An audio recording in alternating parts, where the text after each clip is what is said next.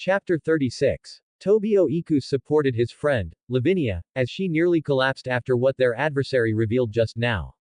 What did you say? The witch known as Augusta of the Purple Flame, the second-generation witch of the East from the organization, the Wizards of Oz, grinned madly as she and her apprentice, Walbaga, were being tied up by a couple of fallen angels after they were rather easily defeated, showing how much she depended on her Longinus and ended up becoming barely a threat once its power was taken from her by the heavenly system.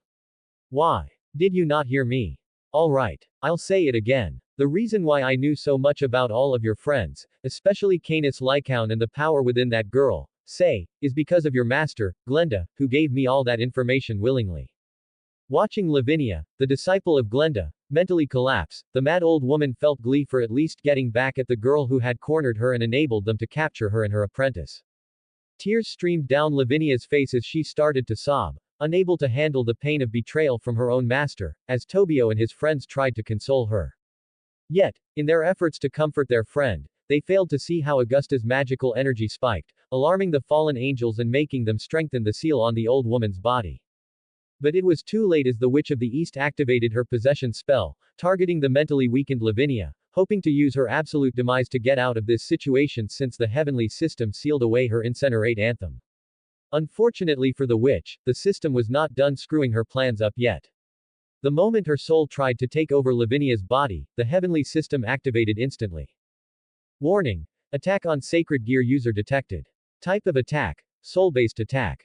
Subclassification. Possession. Hostile intent detected towards the wielder. Attacker race. Human. Scenario. PvP. Forced PvP detected. One-sided attack detected from the attacker. Karma value calculated. Attacker. 400. Sacred Gear host. Plus 100. Hostile tagged as Sinner, and threat to humanity. Updating scenario. PvP greater than PvE. Initiating PvE protection for the Sacred Gear host. The system calculated all of this in such a small time frame that humans did not even have a unit of measurement for such a short moment in time, which meant that the PvE protections of the system came online instantly for Lavinia. After the heavenly system was changed, its many functions now resembled a game, so it was no surprise that such game-like terms were now very familiar to the Sacred Gear users. One of the terms that the wielders had grown most accustomed to, however, was PvP and PvE. PvP was the system's designation given to a scenario where a Sacred Gear wielder is attacked by their own kind, and both sides had positive karma. In such a chase, the heavenly system would not interfere much, aside from erecting a barrier around them to protect others from being caught in their fights. PvE, on the other hand, is a designation used by the system when a Sacred Gear wielder is attacked by non-humans or humans that have negative karma. This is the time when the system shows its new powers and abilities to the full. The moment Augusta's soul tried to take over Lavinia's body, and the system designated her as non-human because of her karma value, the old witch's fate was already sealed. A barrier of pure light enveloped Lavinia's soul, protecting her from harm, as the holy energy of the heavens flooded the woman's body, flushing out Augusta's soul from within her on a conceptual level. The moment Augusta's soul was ejected from Lavinia's body, the barrier of light turned outwards from the girl's soul and enveloped Augusta's soul instead, directly capturing her in an instant. As a soul, the woman did not have a way to scream or beg for mercy. But even if she did have the ability to do so, the cold logic of the system would show her no mercy. Under the terrified eyes of Walburga and the fallen angels, the bubble of light that confined Augusta's soul collapsed on itself, annihilating the old woman's soul completely, condemning her to oblivion. As for the human children, they were far too worried about their friend to care about what had happened, except for Barakiel, who shook like a leaf in terror at what he had witnessed. This heavenly system is far more ruthless and efficient than what it was under Father's control. Just what did Brother Ariel do to it? Wow. I heard that the Wizards of Oz were the most extreme of people, but I did not expect them to be this extreme. I guess my paranoia was justified after all. Everyone practically jumped as the familiar voice rang out near them. As one, they turned to see the familiar visage of the newest, technically oldest, Archangel of Heaven, who was in his human disguise. His gentle smile did nothing to reassure the student of Augusta, Walburga, who started to struggle really hard in her restraints as the human children's eyes lit up with surprise and joy. As for the fallen angels, they could only stare at him with awe. Valley grinned and spoke out with a haughty tone. What are you doing here? Old man. Here for another fight with the great me. Etherian raised a finger in anger, wishing to correct the half-devil for calling him an old man, but fell silent when he realized that the boy had a point. With a shake of his head, Etherian stared at Valley. Are you sure you can even land a hit on me now that your sacred gear is sealed away? Valley continued grinning as his silver aura flared around his body. I don't care if the heavenly system took away Albion from me because of my heritage. I will still be the strongest being in this world. Even if it means doubling no, tripling my current training. Etherian simply shook his head in amusement and placed his hand on Valley's head, making the boy protest. Alright. Enough of that bravado. For now, I've got work to do. Excuse me, but who are you? Etherian turned towards the only teenager in the group who was still on guard even after he appeared. The girl had long blonde hair tied into a braid and heterochromic eyes, one eye blue and the other black. Given the black eye color and her mixed features, it was clear that she was half Japanese and half Western, probably European, given the hair color and eye color. Nice to meet you, young lady. I am Etherian, and I am currently representing Heaven while taking care of a certain issue. Speaking of. Etherian waved his hand in the air, making an orb of purple fire materialize from thin air. The Longinus class sacred gear, Incinerate Anthem. Taking the orb, Etherian stored it away in his own inventory, making Barakiel give him a strange look. Brother Etherian, did you just? I did. Barakiel. I was told that Incinerate Anthem is the only sacred gear that can be passed around willy-nilly by its wielder, so I came down personally to retrieve it. I could not allow such a powerful weapon to fall into the wrong hands. Etherian smirked. Not like it could be misused, give the updates I have made to the system. Wait. You are the one who reset all our sacred gears and limited their abilities. Natsumi's shout made Etherian's smirk widen. Yup. Given how the sacred gears were being misused, I decided that something needed to change. Change. You caused a riot across the supernatural community is what you did. Can someone please explain what you all are talking about? I have no context for any of the words being spoken here. It was only when the girl with heterochromic eyes spoke again that Barakiel and Etherian realized that they had been ignoring the girl. Etherian smiled at the girl apologetically. Sorry about that, miss. Can you tell me your name? Quote. Shagun Nanadaru. Barakiel patted the girl's shoulder reassuringly. You will have all the answers you want after we get back to Nephilim. You can even ask your friends about everything. But, for now, we need to get going. Sataniel has already escaped, but we still captured the Abyss team and even the apprentice of Augusta, so we need to interrogate them for information. Barakiel turned towards Etherian, who was grinning with a familiar mischievous expression that made Barakiel sigh in exasperation and nostalgia, knowing that when his brother had this kind of expression, someone was going to suffer for the sake of his entertainment. Will you come with us back to our base? Brother. I will admit, some of our people are looking forward to seeing you again, not to mention that Azazel would want to talk with you again. Etherian shrugged his shoulders. Why not? I have time until the guys in the fifth heaven track down what I want, so might as well catch up with you and the others. Speaking of. Etherian turned towards the children. Specifically, he stared at Tobio, Sei, and Natsumi. So, did you three manage to figure things out and become a couple? Or is it called a throuple? What? Hey. Don't go filling Tobio's head with strange ideas. What do you mean, strange ideas? Do you think I am that kind of a guy? Natsumi crossed her arms over her chest defensively.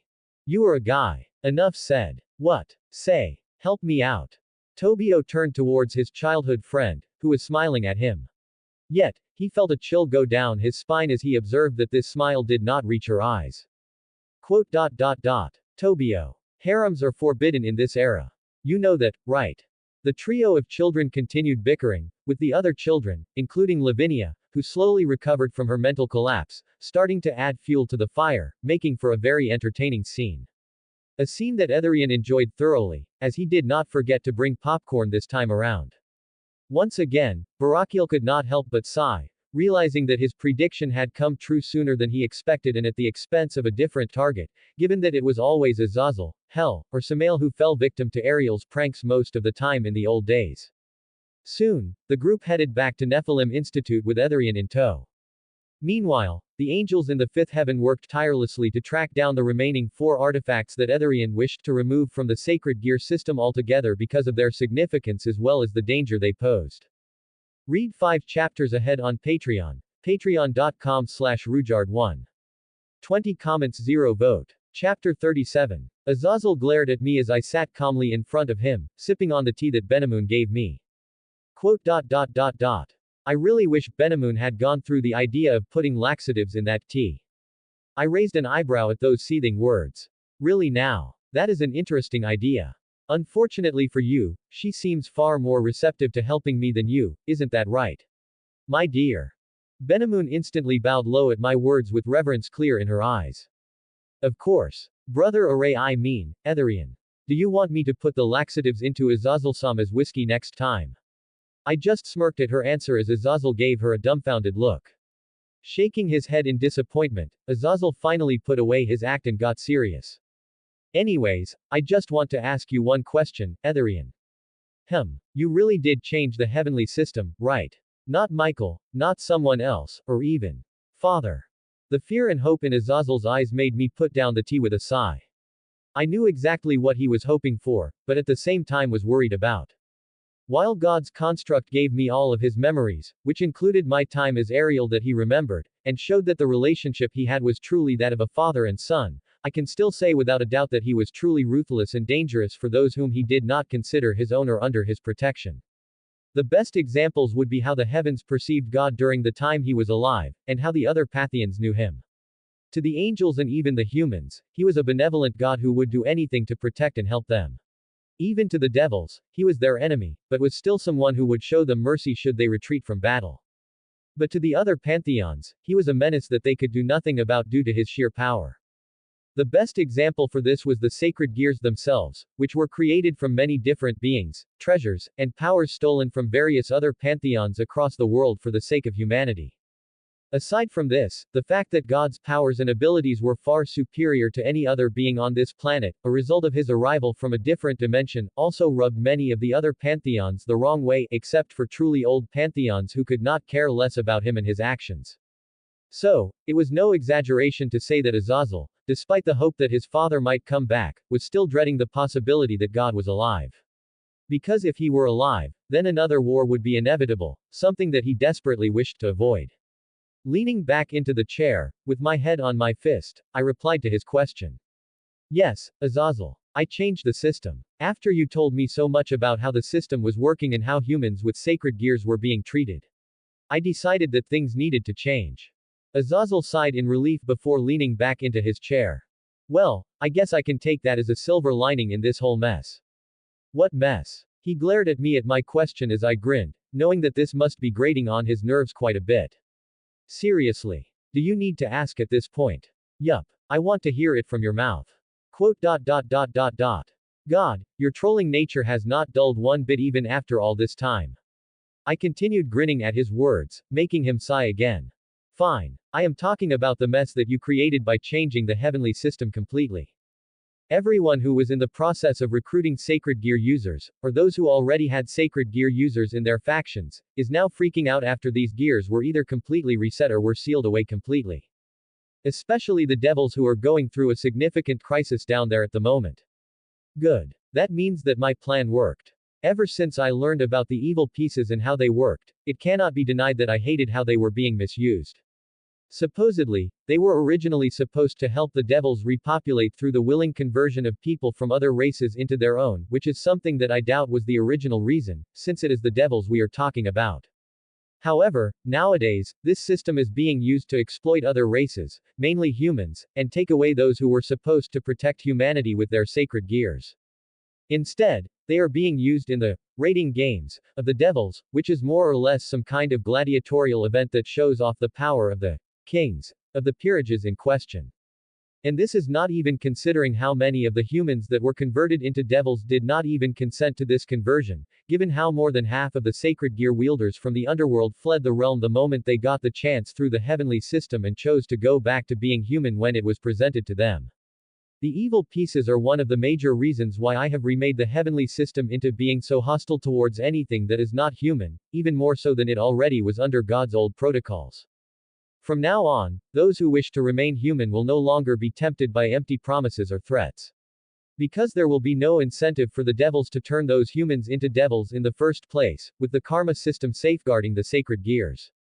Azazel must have caught my interest in the subject as he leaned down and took out a bottle of whiskey, only to glance at Benamun pensively before putting it away with a sigh. Ever since that system update, many a peerage in the underworld has fallen apart with a lot of humans fleeing to the mortal world, one way or another. The devils, specifically, the nobility, wanted to declare them stray devils on the spot. However, when they discovered that the heavenly system returned them back into being humans, they had no ground to stand on, so they were left fuming in the underworld. The last I heard, Ajuka Beelzebub was looking into his evil peace system and trying to understand how the heavenly system was undoing his work. Let him try. Are you not worried that he will understand what the system is doing? I grinned at Azazel's question. On the contrary, based on his track record, I have no doubt that he will figure it out soon enough. However, so what if he understands the process by which my system turns reincarnated devils into humans? What is he going to do about it? Make his evil pieces stronger or enhance the spellwork on them to circumvent the system? It won't be possible since my system is the very antithesis of anything that even has a hint of demonic power, even on a conceptual level. Which means that even if he used a human magic system instead of his formula to recreate the evil pieces, it won't work since there will still be a hint of his power in the spellwork, which would make them fall apart the moment my system comes into contact with it.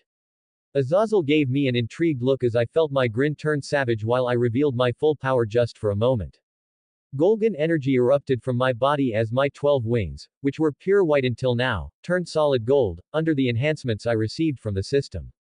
And, even if Beelzebub decided to try his hand at a direct confrontation, I have confidence that I can defeat him at best, or stall him at worst. And it really is the truth. The hype around the so-called super devils was so much that even someone as ignorant as I had heard about it, so I did what any sane person would do and researched extensively on the topic, learning about what they can and cannot do. From what I found out, these devils are exceedingly powerful beings capable of destroying entire continents, or in the worst case, maybe even a whole planet, should they need to, which is quite the achievement since I am not sure even my strongest AoE spell, Meteor Fall, can do that kind of damage. Mainly because I did not have the chance to test it out yet. However, I am not truly concerned about this kind of power. Because under the system's constant flow of power into my soul, my express has been rising steadily with every action I take. Even just moving about is increasing my express, even if it is only a few points at a time. So, I have no doubt that I will become stronger than those so-called super devils given enough time. And, even if I did not have the time and the devils decided to attack us, they would still be at a severe disadvantage thanks to the heavenly system suppressing their power by at least 2 ranks, maybe even more, depending on how pure the bloodline of the devil in question is, which amplifies their susceptibility to holy energy. Azazel shook his head at my words before leaning back into his chair again. I doubt you are here to just boast about your power and the changes you made to the system. So, Spill, what are you doing here? I gave him a dramatic, confused look. I thought you wanted to see me. Isn't that why you asked for me? The flat look Azazel gave me was far too funny, so I ended up laughing a lot. But, soon enough, I calmed down and spoke about why I was here in the first place. Alright, enough jokes. I'll speak plainly. I am here to inform you not to interfere in any kind of disturbance that might take place in the next few days. Why? I did not reply to his question and shook my head. You don't need to know, Azazel. It is something that concerns me and the other angels. Not something that you should need to know about. And what if I end up interfering in whatever you are doing, accidentally? Then, you will face me and my unit in battle. He instantly fell silent at my words and only nodded in confirmation. It's not that I wish to antagonize him.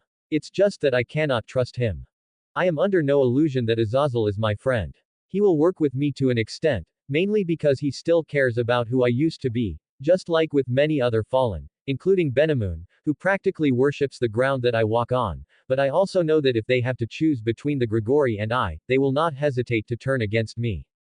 Because this is their home. A place they carved out for themselves after they were banished from the heavens by God and his system. It is especially true for the fallen angels who fell after God died. Those who were unjustly expelled from heaven for things that were out of their control because the faulty system could not differentiate between the intent behind the sins they committed. Besides, even if they did choose to betray the Grigori for me, I would still not be able to trust them, mainly because of the karma that they have.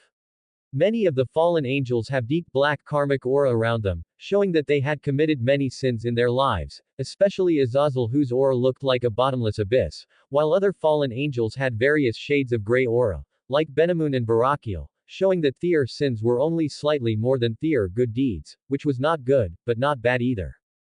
This is the reason why I cannot trust the fallen angels, no matter what they think of me.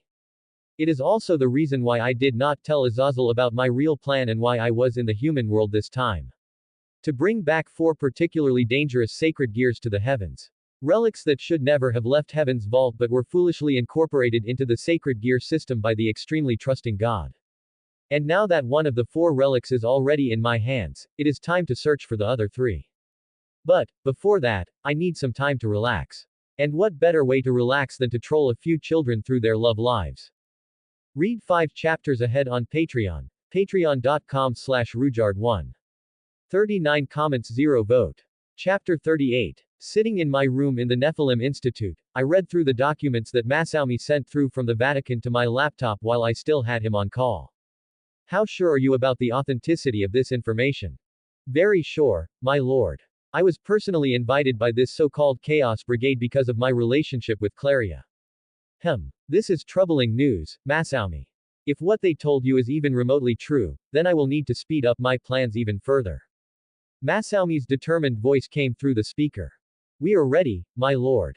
Haha. Don't worry. For now, you and the others won't be deployed since things are still within acceptable parameters with sufficient time left to strengthen everyone. That being said, how are you holding up? I can tell without even looking at his face that he must be grinning from ear to ear right now. How can he not when he can literally see his experience, which shows how his efforts in training are increasing his power, along with how much holy energy he is slowly accumulating as he trains. I am doing very good, my lord. In fact, Claria says that I am already twice as strong as I was a few months ago. Although this newly enhanced holy energy is causing a bit of a problem in my personal life. At his downcast voice, I could not help but wince in sympathy. I guess he can't go to bed with his lover with his rapidly strengthening holy energy unless he wants to incinerate her. Just hold out for a month or 2. The next patch for the system will help resolve these problems. Thank you, my lord. Masani. Come play with us. Hey. Let him work. Can't you see he is busy? But. When the call was disconnected from the other side, probably by one of the children from the church, I could not help but laugh a little. I guess it was a good decision to have Masaumi and a few other younger exorcists help look after the 24 children that I brought back from the dead from the Holy Sword Project. The way they quickly took to calling him brother and followed him around like ducklings, while the few teenagers looked up to him, shows the validity of my judgment. That being said, I really do need to start working seriously on finding the other 3 holy relics to bring the next patch in the heavenly system. The first set of changes has been really good for the human race as a whole, given how supernatural activity in the human world has dropped by nearly half in the past month, along with people suddenly going missing, and being erased from existence after being reincarnated by the devils, falling to an all-time low. However, given that the sacred gears have all been reset to their base forms and skills, a necessary step to remove any random mutations and to take away unstable power-ups, like the balance breakers that could be harmful to the user, I need to start finding ways to protect humanity in the short term. To that end, I have a plan. To introduce a similar system to the entirety of humanity, just like the one that the sacred gear users have. The problem, however, is that it will be quite the shock to humanity if a screen appears in front of their faces out of nowhere. So, I will need to plan out how I want to roll out those changes. To that end, I want to borrow from human fiction, specifically, the Korean style of fiction, and introduce minor disasters in the form of gates, which will be created by the heavenly system and release monsters into the human world. However, I know that there will be mass casualties when the gates open, so I will have to introduce the system screens to the humans beforehand to reduce such a possibility. Maybe I will give the systems to the humans a few months in advance, before the first gates open, and give them the warning for what is to come. The plan is still rough around the edges and needs to be refined further. I will need to find a way to make sure that there are no casualties whatsoever from this plan, not to mention the political, economic, and territorial issues that will inevitably arise from enacting such drastic changes. I even need to find ways to extend this plan's reach into the territories of other pantheons somehow, so that will be a shitshow that I am not looking forward to. Again, this is just a rough plan that needs a lot of work before it is put into practice, so there is still a long time before I think of implementing this plan into action. The biggest problems here are the source of the monsters, and how I will strengthen humanity through the heavenly system. To generate the monsters, which I will base on both real, supernatural creatures, as well as monsters from Yggdrasil, I will need absurd amounts of energy, even more than the practically limitless energy that the heavenly system now has access to, if I want to generate them from scratch. Thankfully, there is an alternative. The Longinus-class Sacred Gear, Annihilation Maker. A sacred gear that was born from the bugged system of the past, which created this weapon from God's concept of creation, which it siphoned from his construct that lived in the core. It is a weapon of such power that, if the user's imagination and knowledge are vast and powerful enough, it can even create monsters on the same level as the heavenly dragons of old. Thankfully, I managed to bring back the sacred gear before it awakened within its current host, a toddler from an orphanage in London. Thanks to my mastery over the heavenly system, it was a completely painless process to take away the sacred gear without causing any harm to the boy. With the Annihilation Maker as the base, a part of the problem in my plan is resolved. But the other problem still remains. Holy energy. My plan calls for absurd levels of energy on the part of the heavenly system, since it would need that energy to infuse the monsters generated within the gates with said holy energy, which the hunters would gain in the form of express, strengthening them on a fundamental level, not to mention the materials that will be generated in the gates for humanity to harvest and use for themselves. Gates open in the human world. Monsters are generated in the gates by the system. Humans will defeat the monsters. Dead monsters will dissipate into holy energy, which will enter the humans who kill them. Hunters will become stronger with each kill while also increasing their lifespan, and the cycle will repeat again. Between this cycle, I will also incorporate the karma system to make sure that greed does not end up being the undoing of humanity in these times. But how that will work is something that I have yet to consider. Maybe it is better to call this a bare bones plan instead of a rough plan. Anyways, the biggest problem for this plan is holy energy requirements, since the system cannot output that kind of power needed to support the number of monsters that will be born in the gates while also supporting me and the other angels, as well as suppressing the other supernaturals on earth. To that end, I am collecting the 4 holy relics that God left behind in the sacred gear system while also looking into other sacred gears that can assist me in solving the problems I am facing. I am hoping that with the 4 holy relics having residues of God's power in them, I can upgrade the system once again and make it possible to implement my plan, alongside another one of my plans, which I promised Masaumi and Claria. The option for any other race in the world to switch into being a human, including the half-humans across the world. Truthfully, given how eager Claria had been for this update in the system, I like to think that there will be many people in the world who would want to change into being humans from their current race. But those plans are for the future. Right now, I still need to track down the other 3 relics while also dealing with this newly revealed organization called Chaos Brigade. Shaking my head to get rid of those thoughts, I continued working on my laptop, looking through the details of the organization while also looking at buying out available lands in the major cities of the world. After all, I have not forgotten the promise I made to myself all those months ago.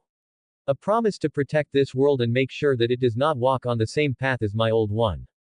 To that end, I will need to change things both on the supernatural and mundane levels. And what better way is there to achieve the mundane aspect of it than establishing my own company and then dominating the human world with it? Read 5 chapters ahead on Patreon, patreon.com/Rujard1.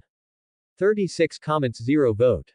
Chapter 39. Wallachia, Eastern Europe.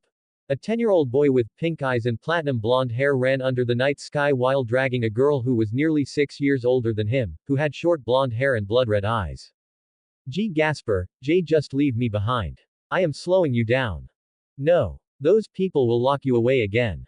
Valerie. Gasper Vladdy, the Dampier son of Lord Vladdy of the Tepes faction, ran with all his might as he dragged his childhood friend, Valerie Tepes, daughter of King Tepes of the Tepes faction of vampires, with him across the land, intending to get away from their abusive home. As long as Gasper could remember, he had always been shunned and belittled at every turn because of his half-human heritage. His pure-blooded siblings hated him, his father was indifferent towards him, and his mother died after giving birth to him, which the servants and others in the Tepes faction claim was also because of him. His only ray of light in this dark life was his childhood friend, Valerie, who was similarly isolated and hated because of her nature as a vampire like Gasper. Not to mention the fact that the Teps faction's tradition of being a male-dominated clan made things even more difficult for her due to the absurd talents and power she was born with, which even surpassed King Teps's pureblood children. That is why, after suffering so long under the Teps family, Gasper finally found the chance to run away from this place along with his friend, hoping to find a better life for themselves. Originally, Valerie was only going to help Gasper escape since the two could not find a way to sneak her away from the family as well, since her monitoring and security were far stricter than a vampire like Gasper, who nobody cared about. However, something happened in the past few months that threw both factions of the vampires into chaos. Gasper and Valerie did not know the details of what happened, only that, somehow, many of the high-ranked members of both factions who were out in the world, accumulating wealth, power, and human followers for the factions had spontaneously died out of nowhere. This resulted in the factions spreading their manpower across their territories and trying to find out what was going on outside. This also meant that they did not have the time to focus on Valerie as much as they did in the past. Taking this chance, Gasper finally managed to drag his friend away from the abusive place they called home for their short lives so far. Unfortunately for the children, fate is a fickle thing. As Gasper and Valerie finally crossed the formless barriers that covered the vast territories of the Teps faction, a group of vampires emerged from the shadows of the trees, as if they were waiting for the two children. Gasper and Valerie nearly collapsed as they saw the face of the leader of the group. Trifas. Trifas Manthar of the Manthar House, part of the Teps faction, sneered at the two Dampiers. Well, would you look at that? Looks like the information I got after I tortured your servants was right, Valerie. To think that you two would betray the clan like this. I wonder what King Teps will do to your little friend after this. Valerie glared at Trifas as she pulled Gasper behind her, shielding him with her body. What do you want? Seriously. You are asking me that at this point. Manthar grinned with malice at the younger girl. There is nothing you two can offer me that could surpass whatever reward King Teps will give me for getting rid of a disgrace to our clan like you. Valerie bit her lips in fear. In her memory, her so-called father had always been a cold and calculating individual who only cared about himself and the clan's reputation. It was because of this personality of his that she had been locked away in the Teps faction's home for her entire life, isolated in her room where nobody was allowed to even know of her existence. Just like Gasper saw her as the only light of his life, she, too, considered him the only family she had left in this world. That is why she would do anything to protect him. With a clumsy stance, Valerie shot towards Manthar, trying to attack him with all her power, which momentarily stunned the pureblood in question because of how absurd the act was. Run. Gasper. I will hold them off.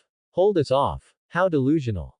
The momentary shock wore off just as quickly, allowing Mather to easily take down Valerie, who had never been trained in her life and could not use her power properly. Looking down at the teenager, Manthar grinned while his subordinates easily captured Gasper and tied him up completely. Staring into Gasper's eyes, which were wide with fear and anger, Manthar had a sinister idea, which made his malicious grin widen even more. You know, Valerie, if you had run away by yourself, maybe you might have managed to escape by now. But, by picking up this runt with you, you have sealed your fate. Picking up the girl by the throat, he turned her around and made her face Gasper. If you wanted someone as a body to warm your, there were many other options, right? But, no matter. Let's see if your precious friend can save you, him. A chill shot down Valerie's spine as Manthar tilted her head to the side before tearing away her dress's upper part, exposing her neck to him. Gasper struggled as he realized what Manthar was trying to do, but how could a 10-year-old child like him fight against fully grown pure-blooded vampires? Similarly, Valerie had also realized what Manthar wanted to do. The man wanted to drink her blood, fully draining her of the life-giving liquid, and kill her in a slow and painful way. Realizing this, Valerie felt tears fall down her face. Yet, she still held a brittle smile as she was forced to stare at her only friend in this world. It's okay. Gasper. You'll be fine. Just go to sleep. Everything will be fine. Gasper was not fooled by her words, and neither did her minor hypnosis affect him. It only made him struggle harder through his bonds as he felt a strange sensation in his eyes, and his desperation grew by the second. Manthar, on the other hand, was relishing this sensation of power. The fact that he had had the power to decide the fate of a girl who was technically above him in status. He felt like this was the most beautiful sensation he had ever had in his life. It is a shame that I do not have much time. If I had, maybe we could have had some more fun with her and the boy. I would have loved to see if the boy would break when my men and I were done having fun with his beloved friend. His thoughts came to a grinding halt as his expressions froze when he felt the powerful wards that he and every other vampire had received from their allies shatter, indicating that they were now on a tighter time limit than before. The magical artifacts that protected them from the oppression of the heavenly system for a couple of hours a day had shattered, which meant that they only had a few minutes before they were incinerated by the heavenly system. Unfortunately for the vampire, before he could do anything, an oppressive and formless pressure descended from the sky, rendering the vampires incapable of even moving an inch. My lord told me beforehand that your kind is dangerous and degenerated to the extreme. But I guess even he had failed to estimate the depths of your kind's darkness. With great difficulty, Manthar and his goons managed to crane their necks to look above, only to feel pure terror consume them. An armored angel with 10 wings made of pure light floated in the air with his arms crossed. His very presence and power pressed down on the vampires like a mountain. Seraph Empyrean, the strongest angel aside from the 4 archangels and his lord. Under the gaze of this powerful angel, the vampires could not even utter a word as he slowly descended from the heavens. On the other hand, Valerie took this chance to slowly crawl towards her friend while her attackers were busy. Reaching Gasper, she freed the boy and hugged him to herself while staring up at the angel with fear and awe. As for the angel, his gaze from beneath his helm had never left the girl in question. As for the other vampires, he could not care less about them since they were not his target. Manthar finally gathered all the courage that he could spare and tried to glare at the angel. How dare you interfere? Shining burst. The moment the 7th tier spell was invoked, an explosion of pure light went off in the area, engulfing everyone. Manthar and his goons were instantly vaporized, not even given the chance to scream before their bodies and souls were obliterated by the spell. However, Valerie and Gasper did not even get a scratch despite being caught in the blast radius.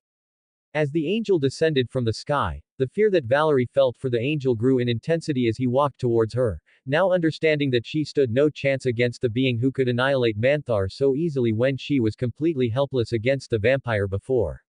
What she did not know was that Seraph Empyrean did not have any intention of attacking her or Gasper. The spell, Shining Burst, only harms those whose karma value is in the negatives and scales up in intensity the lower the karma value is. So, it made sense that the vampires, whose karma was so bad that they looked like black holes to the angel, were annihilated so quickly by the spell. The children, on the other hand, had no bad karma, so it was obvious that they would not be harmed by the spell. Not to mention that Valerie was the angel's target from the very beginning. Originally, Empyrean was going to infiltrate the Tepes clan, take the Sephiroth Grawl from the girl, and return to his lord as he was instructed. However, after watching the interaction between the pure-blooded vampires and the children, the angel changed his plan. Kneeling down to the frightened children, the angel slowly removed his helm, revealing a dark-skinned man with a bald head and glowing amber eyes. Calm down, children born of man and beast. If I intended harm upon you too, then you would have long since perished by now. Valerie remained silent, clutching Gasper tighter to her chest in fear. But, slowly, that fear was fading as the angel did nothing to harm her or her friend. Finally, after gathering her courage, she spoke in a voice that was barely above that of a whisper. What do you want from us? The angel smiled at the girl. An action that somehow made her relax a little. Originally, I was going to take something from you that originally belonged to the heavens. But now, I wish to offer you two a chance at a better life. The angel stood tall as he extended his hand to the children. I can take you away from here and bring you to a place where you will no longer be oppressed. No longer will you have to live in fear. You will be given all the basic necessities you need. However, the intensity of the glow in his eyes grew as he spoke his next words. You will have to swear an oath that you are willing to leave behind the part of you that was born of the beasts of darkness. That you too would be willing to become fully human, giving up the dark powers that you have within you, and start anew as humans. What say you? Children born of humanity and its enemy. Are you willing to leave behind that dark nature of your bodies and embrace humanity fully? On that day, fate was once again changed, as Valerie and Gasper, after much deliberation, accepted the angel's offer. Author notes, the appearance of Seraph Empyrean was inspired by Tyrael from the Diablo game's cinematics. Read 5 chapters ahead on Patreon, patreon.com/rujard1.